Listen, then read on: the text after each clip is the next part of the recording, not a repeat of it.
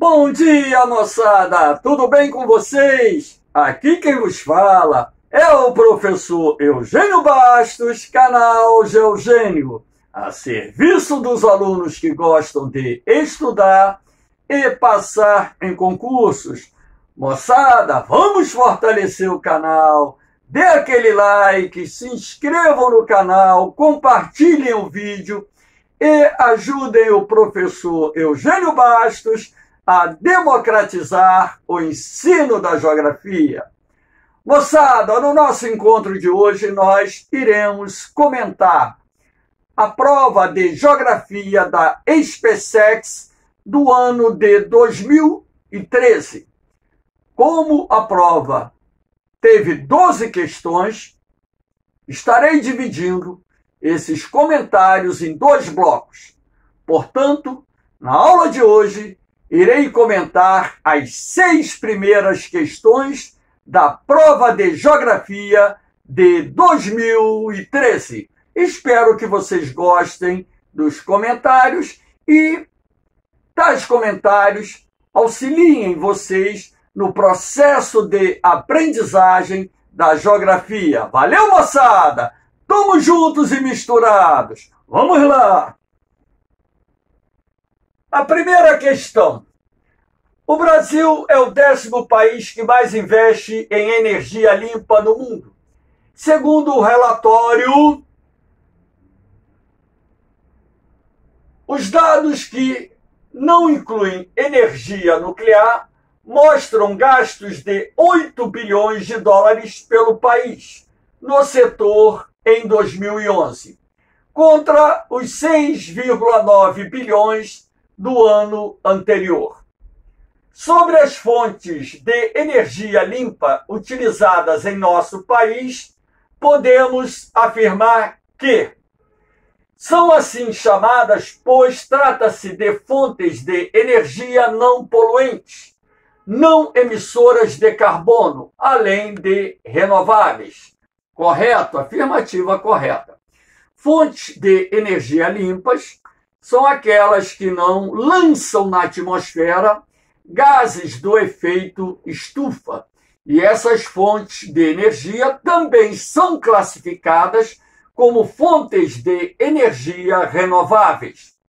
Afirmativa 1 correta, já descartamos a D e a E.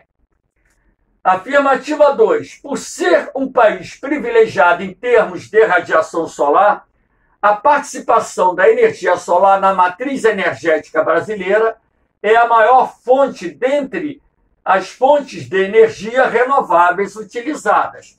O finalzinho da afirmativa está errado. De fato, o Brasil é o país que possui o maior potencial de geração de energia solar do mundo. Todavia, o aproveitamento dessa fonte de energia ainda é muito pequeno. Agora, em 2021, a participação da energia solar é de apenas 1% na matriz elétrica brasileira. Sendo assim, a afirmativa está errada. O Brasil, dentre os países do mundo, é aquele que tem o maior potencial de geração de energia solar. Mas esses investimentos só começaram a crescer no nosso país nos últimos anos. Afirmativa 2, portanto, errada. Descartamos aqui a A e a C. Ora, já sabemos que só pode ser a resposta B. Afirmativa 3. Apesar do elevado custo de instalação, a energia eólica é uma fonte de energia limpa, a custo zero, que no Brasil é utilizada principalmente para o bombeamento de água na irrigação. Olha só, na época em que essa questão foi feita, poderia até se considerar afirmativa verdadeira, tá?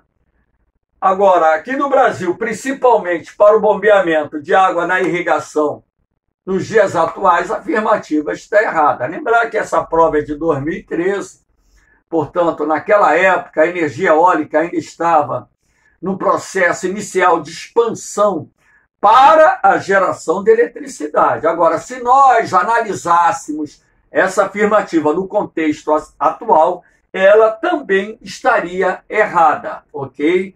Porque hoje a energia eólica ela representa algo em torno de 9% da matriz elétrica brasileira, sendo assim importante fonte de energia na composição da nossa matriz elétrica.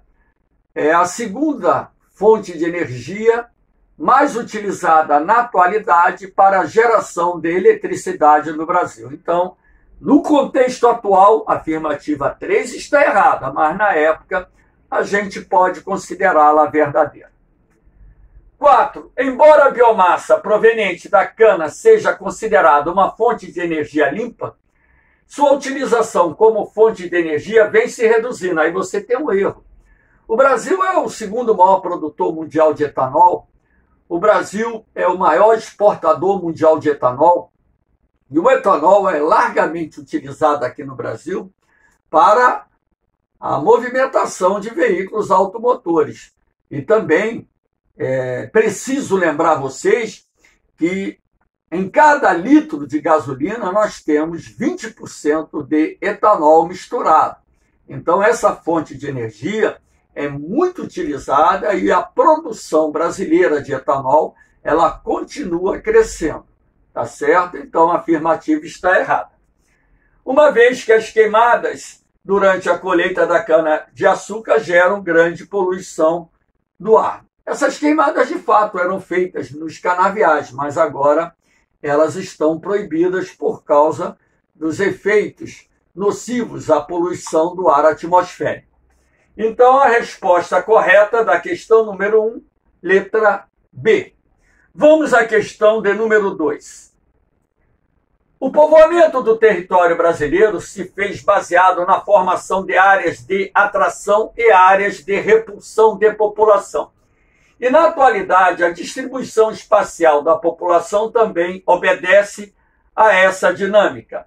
Sobre as características do fenômeno migratório no território brasileiro, podemos afirmar: 1. Assim como o Nordeste na década de 1950, o Centro-Oeste e a Amazônia, a partir da década de 1990, também passam a ser considerados áreas de repulsão populacional. Errado.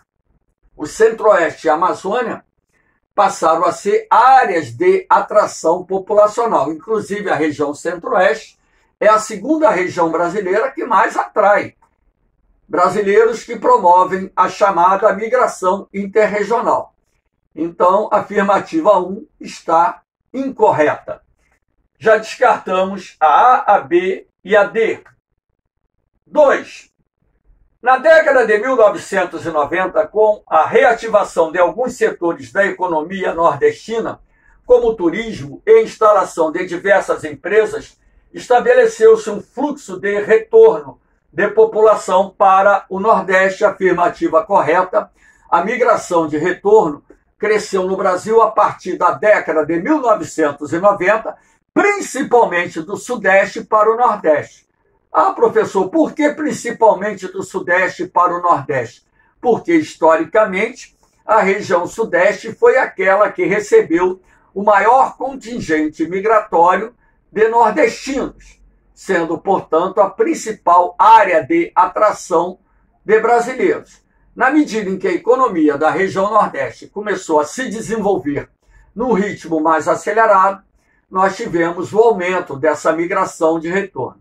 Também há de se destacar outros fatores responsáveis por isso, como, por exemplo, a desilusão das pessoas que para cá vieram e, logicamente, ficaram desiludidas com a questão do desemprego, o custo de vida elevado, a violência nas grandes cidades, somando-se também as saudades dos familiares, que também contribuíram para esse aumento do fluxo migratório de retorno. Então, a afirmativa 2 está correta. Opa, já sabemos que a resposta é a letra... Não, pode ser a C, pode ser a E, perdão.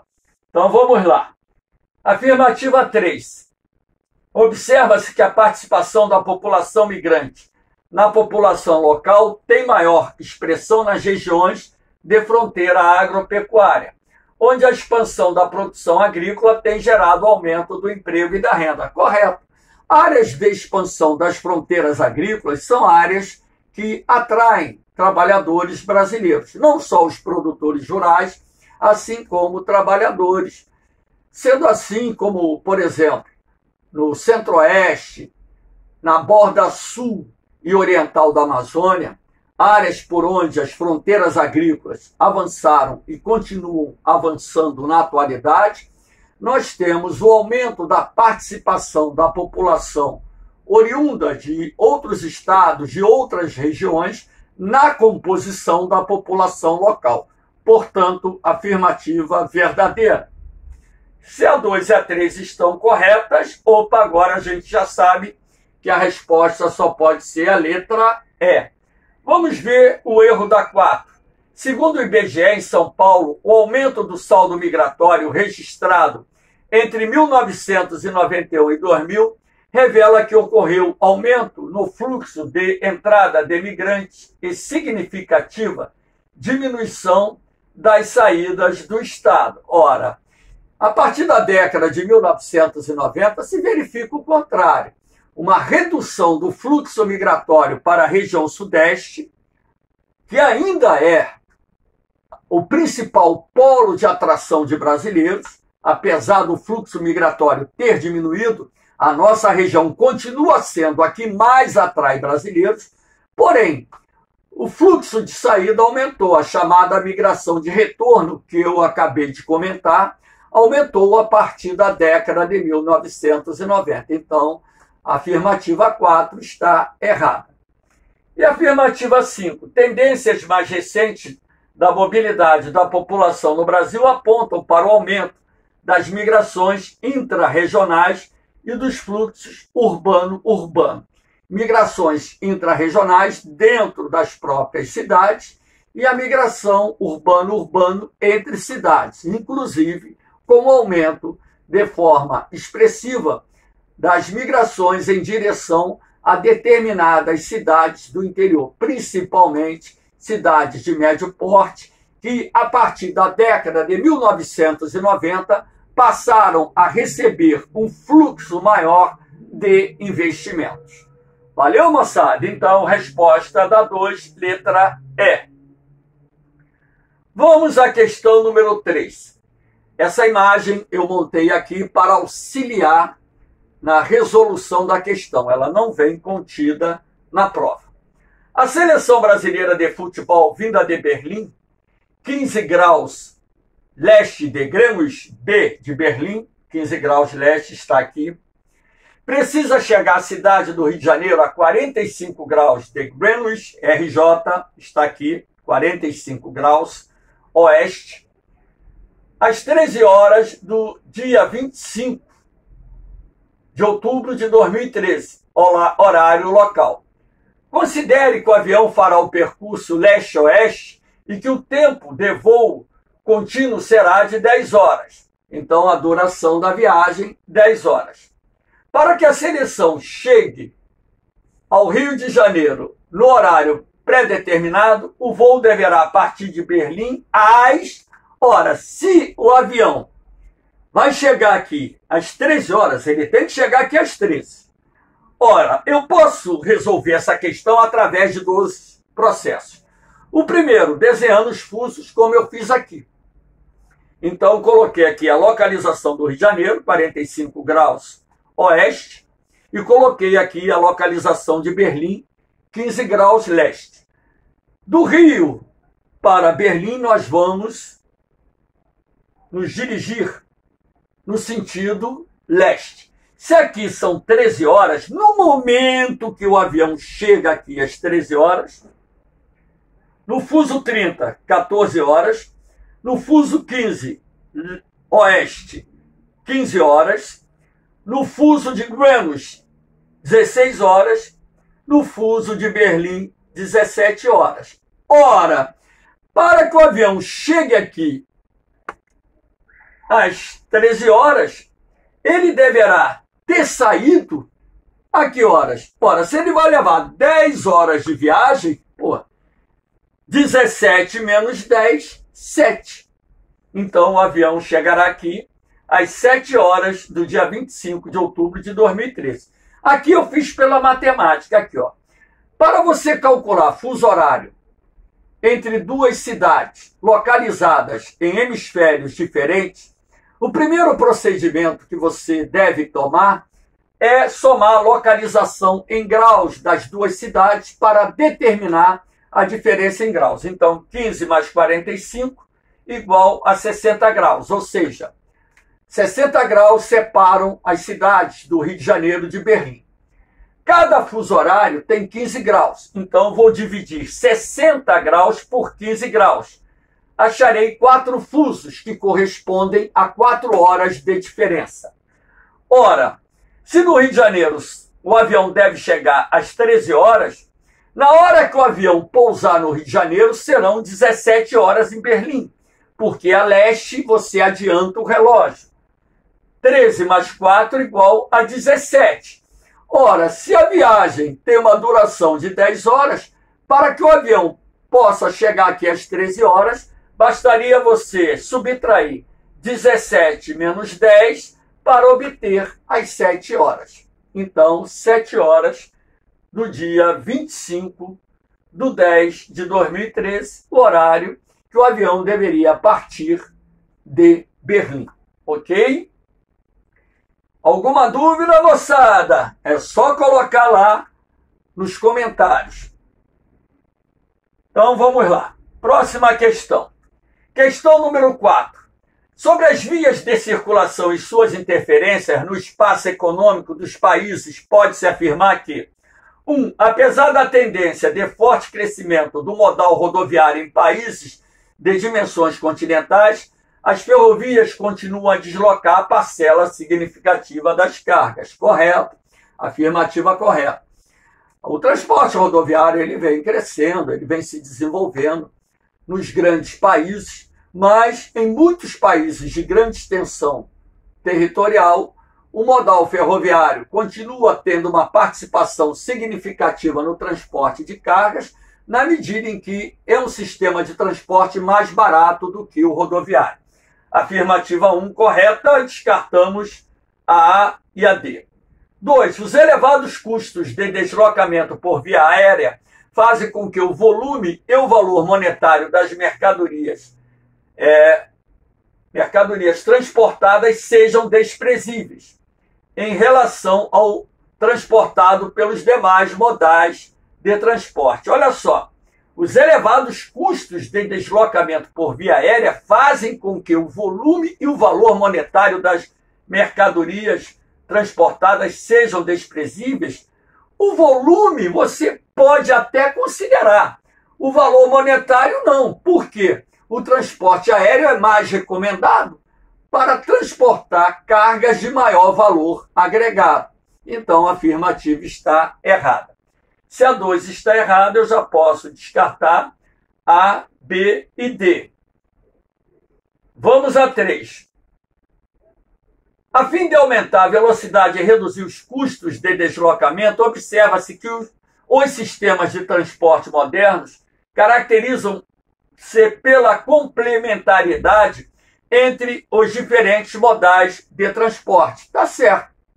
É o chamado transporte multimodal, intermodal, que vem ganhando espaço cada vez maior, sobretudo nos países de maior desenvolvimento econômico. Lembrando que o transporte multimodal é aquele que utiliza 2 ou mais modelos de transporte como forma de reduzir o custo final do frete. 4. A rugosidade espacial representada por ferrovias arcaicas que dão acesso aos portos de um país reduz o poder de consumo de sua população. Também podemos considerar essa afirmativa correta. Aquelas ferrovias ultrapassadas, elas são, ou seja, possuem um deslocamento muito lento, um transporte muito lento. E isso também acaba reduzindo a competitividade do transporte ferroviário, levando parte dessa mercadoria a ser transportada por rodovias, onde o custo de deslocamento é mais elevado. Então, já sabemos que a resposta é letra C. 5. A opção do governo brasileiro pelo transporte rodoviário justifica-se pelo fato de as ferrovias e hidrovias serem lentas e inadequadas para o transporte de cargas a longas distâncias. Que sejam lentas, a gente até sabe, ainda mais porque boa parte das ferrovias brasileiras tem traçados longos e sinuosos. Agora, quando se fala inadequadas para o transporte a longas distâncias, está errado, porque o transporte ferroviário e o transporte hidroviário são os mais recomendados para transportar cargas a distâncias maiores. O transporte rodoviário é mais recomendado para o transporte de cargas a curta distância. Vamos à questão 5. A África desafia a lei da transição demográfica. A falta de investimento nos países da África subsaariana tem acarretado grande atraso no processo de transição demográfica desses países. Esse atraso é caracterizado pelas redução rápida e constante das taxas de natalidade. Errado. A África subsaariana apresenta vários países que ainda estão no primeiro estágio da transição demográfica, registrando altas taxas de crescimento vegetativo natural. Desde a década de 1970, provocada pelo acelerado processo de urbanização, o outro erro, esse processo de urbanização na chamada África subsaariana tem sido muito lento. B. A baixa expectativa de vida explicada pelas elevadas taxas de natalidade e fecundidade. Errado. A baixa expectativa de vida é explicada pelas altas taxas de mortalidade, ausência de hospitais, postos de saúde, a deficiência no atendimento médico hospitalar, a falta de saneamento básico, a pobreza, a subnutrição. Tudo isso contribui para as altas taxas de mortalidade na África subsaariana e, consequentemente, a baixa expectativa de vida. C. Elevadas taxas de fecundidade e mortalidade infantil, explicadas e sustentadas pelo tradicionalismo religioso. Elevadas taxas de mortalidade infantil sustentadas pelo tradicionalismo religioso. A taxa de natalidade você até pode considerar, porque muitos lá se recusam a usar, por exemplo, preservativos ou até mesmo métodos anticoncepcionais. Agora, falar que a taxa de mortalidade infantil é explicada pelo tradicionalismo religioso é pegar muito forte, né? Permanência de um elevado crescimento vegetativo decorrente das altas taxas de mortalidade e baixas taxas de natalidade? Não. Altas taxas de natalidade e queda na taxa de mortalidade. Isso que tem gerado a aceleração do crescimento vegetativo em vários países do continente africano, na chamada África subsaariana. Então, só restou aqui a letra E. Elevadas taxas de incremento populacional, ou seja, crescimento, decorrentes de uma de uma natalidade explosiva, alimentada pela miséria africana. Correto? Afirmativa 100% certa. Vamos à última questão.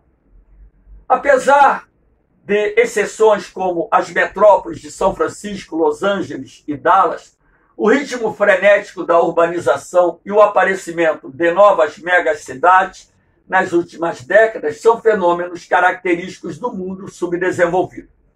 Sobre o acelerado crescimento das cidades nos países subdesenvolvidos, podemos afirmar que 1.